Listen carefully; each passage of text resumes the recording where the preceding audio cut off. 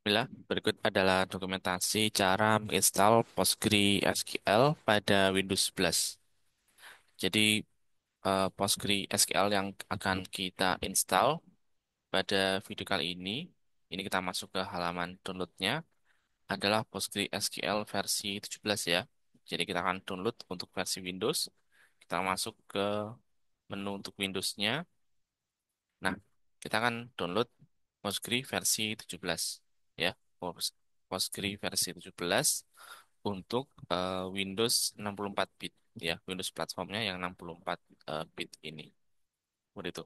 Jadi untuk installer Windows itu disediakan oleh EDB ya. EDB atau enterprisedb.com. Jadi kalau kita klik linknya ini, download the installer, kita akan diarahkan ke halaman lain. Jadi kalau sebelumnya di halamannya di websitenya PostgreSQL, kalau ini untuk link downloadnya itu disediakan oleh website lain. Ya. Jadi untuk mendownload kita bisa gunakan nih ya, pilih PostgreSQL versionnya. Di sini kita akan coba download untuk yang versi 17.4 untuk Windows 64 bit. Jadi Windows 64 bit itu yang ini ya. Jadi ini ada ikonnya, ini silakan diklik untuk mendownload. Kalau sudah nanti akan terdownload. Jadi silakan di-download. Nah, di sini saya sudah mendownload sehingga kita bisa langsung coba untuk proses instalasinya. Jadi di sini saya masuk ke halaman eh, Explorer, kemudian ini ada hasil downloadnya. Ini akan coba kita untuk install.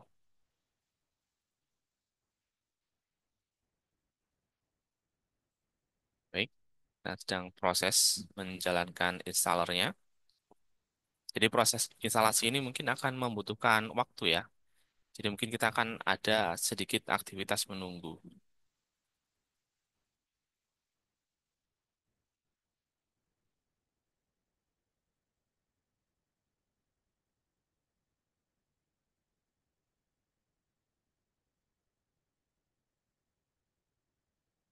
Baik.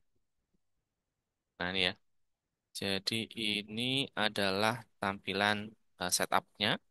Kita bisa klik next. Kemudian kita pastikan direktori installnya. Di sini saya akan menginstal di direktori namanya program files. Kemudian kita membuat folder namanya PostgreSQL. Kemudian garis miring ada 17 untuk versinya ya. Kemudian ini ada komponen yang akan kita install ya. Jadi ada empat. Yang pertama adalah database-nya, yaitu PostgreSQL Server. Kemudian ini ada UI interface-nya, PG-admin 4 untuk mengelola database-nya dari eh, tampilan berbasis desktop ya. Kemudian ada Stack Builder, ini adalah tambahan ya. Jadi kalau kita perlu additional tool, misalkan driver atau aplikasi. Di sini kita akan coba install aja, tapi mungkin nanti kita tidak install untuk stack tambahannya. Kemudian command line tools, ini kalau kita ingin mengelola database dari command line, misalkan dari CMD atau dari PowerShell, itu kita bisa gunakan command line toolsnya. Jadi di sini kita install semua, tempelkan saja, kita klik next. Kemudian ini ada eh, data directory, kita ikuti defaultnya. Kemudian kita klik next lagi. Nah, kemudian di sini ada password untuk database super user ya. Jadi super usernya kita kan punya default user namanya Postgres ini ya. Nah, untuk password ini bebas ya. Untuk local development mungkin kita bisa menggunakan password yang mudah, tapi perlu diingat ketika nanti kita menginstal database ini di server yang kita gunakan secara online di production, itu pastikan kita menggunakan password yang aman ya. Jadi di sini kita akan menggunakan password yang mudah saja. Misalkan di sini saya menggunakan password yang pendek ya.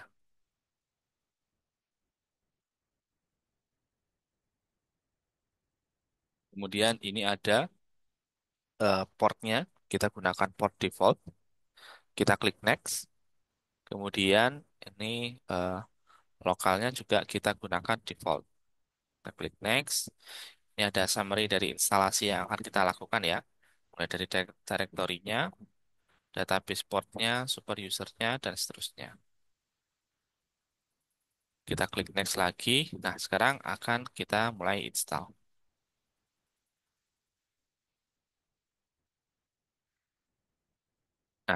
Ini proses instalasi sudah dimulai dan proses ini akan memakan waktu. Jadi kita akan tunggu sampai proses instalasinya selesai.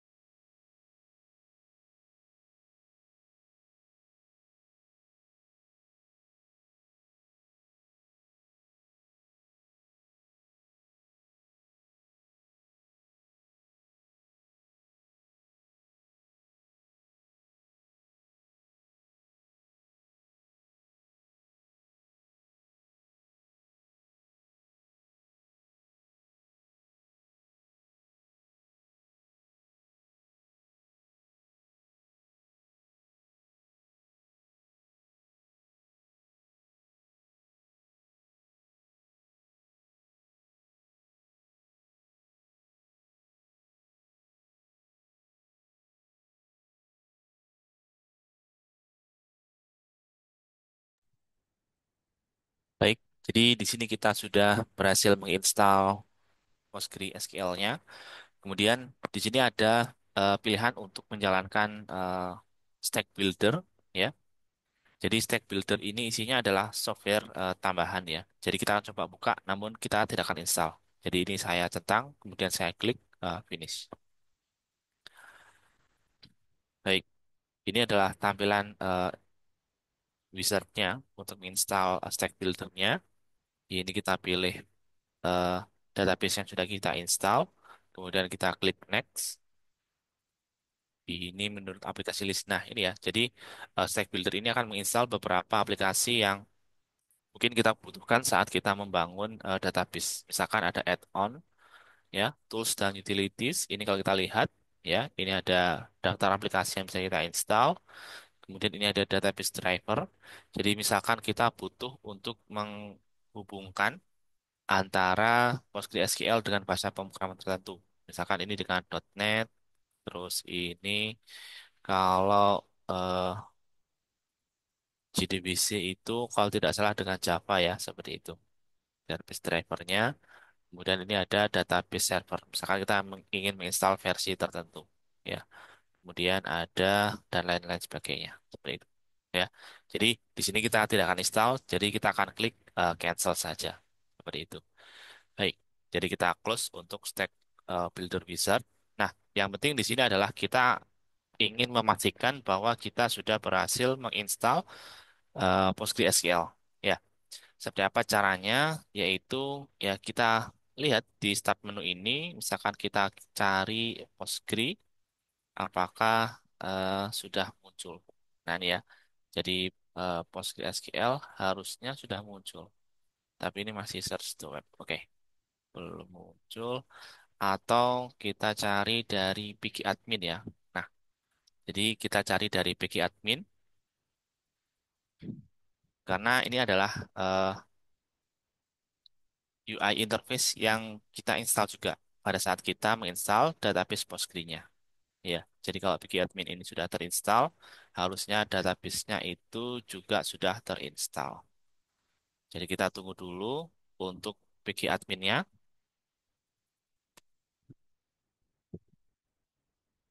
Nah, ini ya. Jadi kalau sudah muncul seperti ini, harusnya sudah muncul.